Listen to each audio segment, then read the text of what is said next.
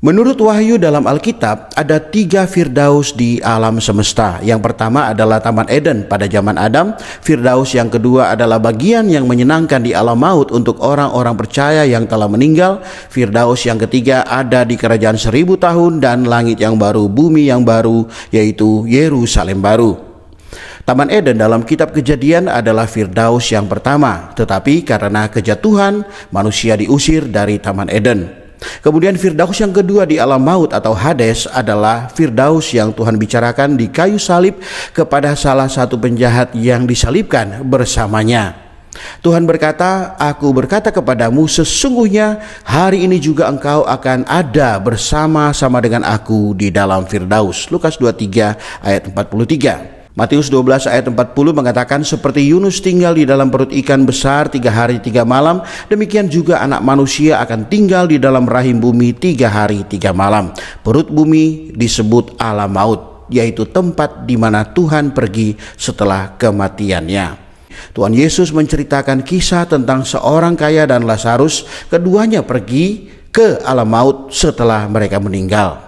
Di alam maut atau Hades ada jurang besar yang memisahkan 2 bagian.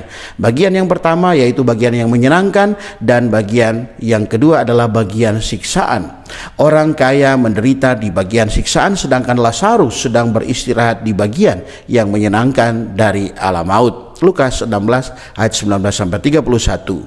Dari sini kita dapat melihat bahwa Firdaus yang Tuhan bicarakan dalam Lukas 23 ayat 43 adalah bagian yang menyenangkan di alam maut, tempat di mana semua orang kudus yang beroleh selamat karena percaya kepada Tuhan Yesus Kristus akan tinggal setelah mereka meninggal, menanti penghakiman di tahta penghakiman Kristus.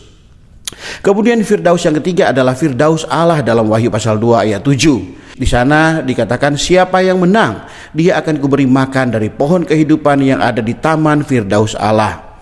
Di Firdaus ini ada buah pohon hayat, dan pasal 22 menunjukkan bahwa pohon hayat itu ada di Yerusalem baru. Ini menunjukkan bahwa Yerusalem baru adalah Firdaus Allah.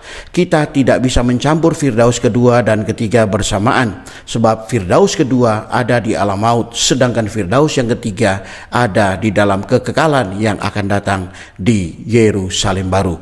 Puji Tuhan akan Firdaus Allah ini, di mana suatu saat semua orang percaya akan berada di taman kesenangan Allah ini.